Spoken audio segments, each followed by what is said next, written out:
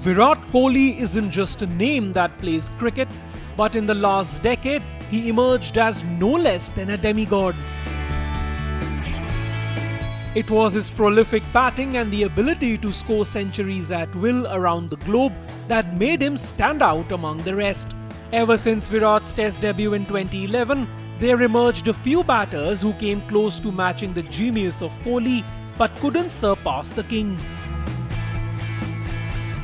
Joe Root was one name that did feature in the Fab Four along with Steve Smith and Kane Williamson, but despite the best efforts by the Englishman, Kohli reigned supreme in all three formats for nearly a decade.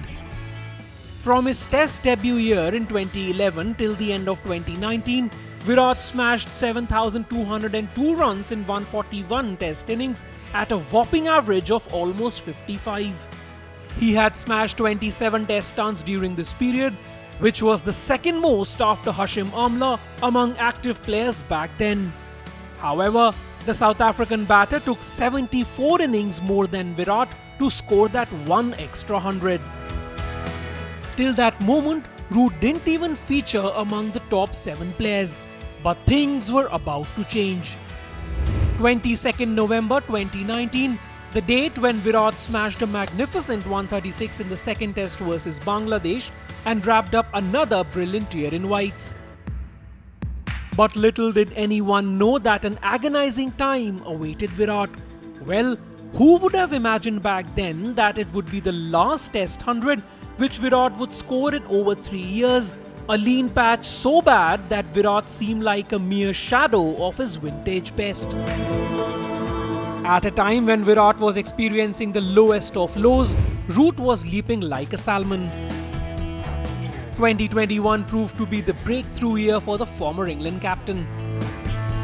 He took the longest format by storm and scored 1,708 runs in whites in 2021, the third most in a calendar year in the history of Test cricket.